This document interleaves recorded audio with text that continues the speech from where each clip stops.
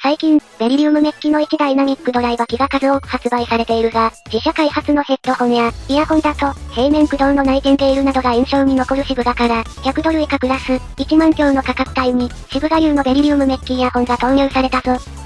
というわけで、やっほ、イヤホン買ってるかい？ふぐみかんのイヤホンレビューの時間だよ。今回登場したのは、シブガクエ、1ダイナミックドライバー、ベリリウムメッキがドームに施された振動板を持つ、ベリリウムメッキ1ダイナミックドライバーイヤホンだ。この価格帯に、さらにライバルが投入されるのか。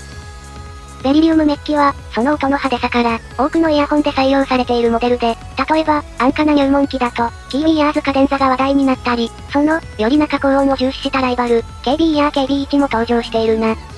5000円クラスでも、その魅力を味わうのには、十分なポテンシャルを持っているんだけど、細部まで、あるいはさらに個性的なものを求めるのなら、今回発売された、シブガクエも属する、1万円オーバークラスをおすすめしたい。シブガクエは、国内の価格が1万3000円以下と、100ドルを大きく下回る価格帯で投入されたんだけど、この、1万円から2万円の間くらいの価格帯には、コストパフォーマンスに優れつつ、上位機種にも匹敵するような、魅力的なイヤホンが固まっているんだ。直近だけでも、このタイプのベリリウム振動板を備えた1万円台のイヤホンは、例えば、V ストラ D メジャー、そして、ディナバードブレックバイオリベテの2機種が、非常に魅力的な機種として印象に残っている。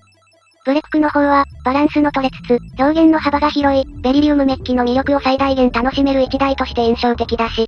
V ストラ D メジャーは、よりダイナミックな低音域と、派手な高音域を持つ、ド派手系イヤホンとして印象的だったな。それら、ほんの少し発売が先行した2機種に対して、シブガらしい魅力を持った、シブガクエは、どんな風に対抗できるんだろうか。シブガらしい魅力を再確認しつつ、チェックしていこうか。まずは開封動画を確認しつつ、どんな付属品があるのかを確認していこう。鳥をモチーフにしたクエと、中国メーカーの中でも、自国の印象を強く打ち出すパッケージ、大きめのパッケージに、ゆとりを持ってイヤホンが収納されていて、輸送中に問題が起きない、しっかりとしたパッケージになっているぞ。厚紙なので開けるのにも一苦労だが、パッケージの内部は、しっかりとイヤホンが動かないように固定されていて、上部に、ウッドフェイスプレートが装備された、クエ本体が、家具の箱の中に、ポーチに収まった付属品類が収まっている。ポーチ内部にアクセサリー類をまとめるのは、中華イヤホンではよく用いられるパッケージ方法だよな。ポーチはもちろんイヤホン用の小さなものだが、シブガの上位ヘッドホンなどに用いられるキャリングケースと同様の仕上げで、表面の革の質感も良い、内部には太くて豪華なケーブルと、イヤーピースが2セット、6ペア入っているぞ。このうち、特に黒い軸のものには、イヤーピースの傘の側面に、シブガのロゴが刻まれている、専用仕様、もっちりとした装着感で、イヤピの追加購入も不要そうだ。付属品に関してはこんな感じ、本体の質感も良好で、それ以外の付属品に関しても、良い感じに仕上がっているな。スタンダードな付属品群だけど、今回は、1よろず3000円ながら、より上位のイヤホンを触っているような感覚にさせられた。こういうところは、上位ブランドの、質感に妥協していない、お手頃モデル、ということで、かつ、以前販売されていた、過去のシブガ製イヤホンよりも、一気に質感が引き上げられていていい感じだ。ケーブル、イヤーピースの質感同様、本体の質感も良好で、追加購入は必要ない感じ。もちろん、ケーブルを変えるとさらに自分好みにできる可能性は残っているが、1万円格でこのパッケージ内容なら、まず全体の質感すべてに満足できるだろう。もちろん、本体自体の質感も良い感じで、金属部分はずっしりと重厚かつ、滑らかかつギラギラしていない金属仕上げ。ケーブル側の質感も統一されていて、良いものを買った、という感じにさせてくれる。最近の1万円クラスは、どれも質感が良いんだけど、クエに関しては、シブガ製の高価格ヘッドホンと同様の仕上げを随所に感じることができるため、こういった細かなところに、シブガの高級ヘッドホンを取り回している時と同じ気持ちになれる部分が散りばめられていて、触っていてとても満足感があるぞ。もちろん、木目のフェイスプレートも、しっかり実物の木材だ。表面の加工も丁寧なので、こういった部分がこんなに質感に満足度を感じる理由になっているのかもな。もちろん、形状から来る装着面にも不満はない。クエは、しっかり本体に重量があるタイプなんだけど、耳全体で支える形状、かつ、余計なウィングサポートのようなものもついていないので、シンプルに多くの人が楽しめる仕様になっている。この重量については、音質面で影響を感じられたので、そこまで含めての設計であると感じることができたな。密閉感は、重量のあるフェイスプレートのおかげで高め、ベントは装着面側にあるので、外側に向けて、音漏れを生じさせることもない。どんなシチュエーションでも安心して使える仕様だな。外使いにもある程度対応できるけど、付属ケーブルが銀色の内部ケーブルが見えるタイプなので、黒いケーブルに買い替えると、屋外仕様がもっとはかどると思う。とはいえ、汗ばむようなシチュエーションでの使用、いわゆるスポーツ向けには対応していない点には注意しよう。音色の面について触れていこうか。最初の方で話していた通り、渋学上は、ほぼ外れのない激戦区、1万円台前半クラスに所属する、いかに良いものを作っても、周りの環境に押しつぶされかねない秀作揃いの価格帯に属している。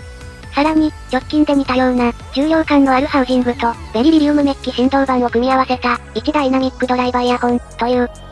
どうしても比較されてしまう仕様で登場した。正直、V ストラ D メジャー、ディナバードブレック、そしてこの渋学上、どのイヤホンも、星5をつけて問答無用でおすすめしたいレベルなんだけど、最高発のクエは、より明快な高音域、しっかり、タキシュに負けない、重厚感のある低音域、そして、適度な空間表現と、良好な装着感、そして、先に褒めてた全体的なパッケージの完成度、それらをひっくるめて、一番最初に買うならこれだと思う。より細かく言うのなら、このイヤホンと直接のライバルになるのは、ディナバードブレックなんだけど、なんせほら、クエの方が安いから、それでいて優劣がつかないのなら、ディナバードならではの魅力に惹かれて購入するのでなければ、こちらをおすすめしたいな。クエは、ベリリウムメッキ1ダイナミックドライバ機能手本のようななり方をする1台。ほとんどのベリリウムメッキ1ダイナミックドライバ機の持つ、高音域、金属音の明快さ、中音域、ハキハキと反応の良さを感じられつつも、ボーカルの声量を感じられる、厚みの強さ、そして、ベリリウムメッキ1ダイナミックドライバ機で、力強く感じられる、重厚かつ反発と弾力を感じられる低音域、それらを、ほとんどのベリリウムメッキ1ダイナミックドライバ機と同様、渋がも素直に伸ばしている。その上で、細部の表現力に秀で、ちょっとした荒さを感じないのが、渋がブランドらしさ、とでも言うべきだろうか。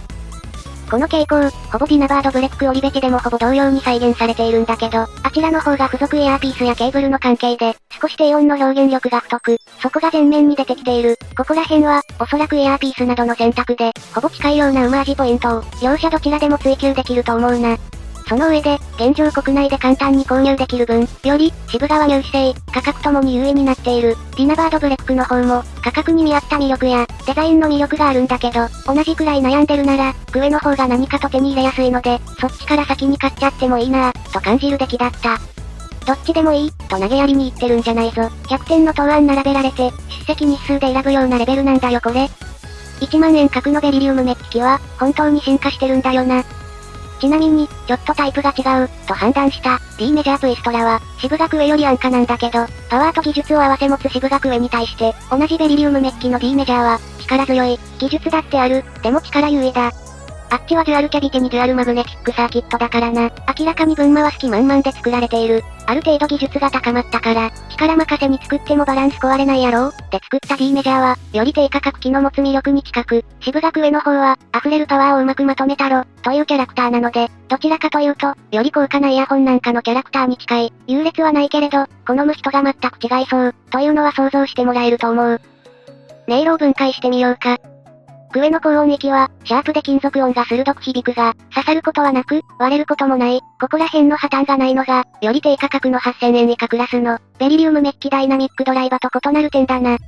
ボーカルもはっきりと聞こえる、低音が常に沈み込むせいか、ボーカルの厚みでは、ディナバードブレックバイオリベテの方が優位だけど、高音よりの女性ボーカルの澄んだ音はクエの方が得意な印象。また、ボーカルの分離感もクエの方が高いぞ。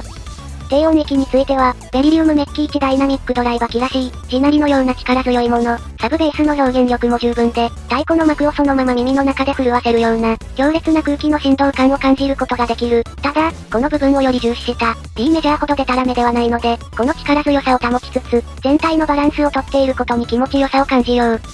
空間表現は、密閉感があるものの、重厚なハウジングのおかげで、余計な余韻が少なく、自然に減衰していく感じで、音の発生源は近いものの、その後に壁を感じない、聞き取りやすいものだ。比較的近いものの、耳元で囁くゴリラじみた D メジャーみたいな響き方はしない。適度な距離感と重厚さだ。重いハウジングのおかげで、くっきりと音と音の合間の静寂を感じられるし、それ以外の音も力強い。弱点らしい弱点はほぼなく、高音域、中音域、低音域にそれぞれの楽しめる点があって、音は常にエネルギッシュで、重厚かつ濃厚だ。ベリリウムらしい聞き応えと、汎用性を同時に保つのが、渋がらしさ、といったところ、デザインで、ブレックかクエか選んじゃって良いと思う。どちらもベリリウムメッキ1ダイナミックドライバとして、しっかりと仕上がった一本として仕上がっているからな。V ストラ D メジャーなんかモードでも良くなった時に聞くと妙に染みるぞ。といったところで今回はここまで。君はベリリウムメッキ1ダイナミックドライバ好き？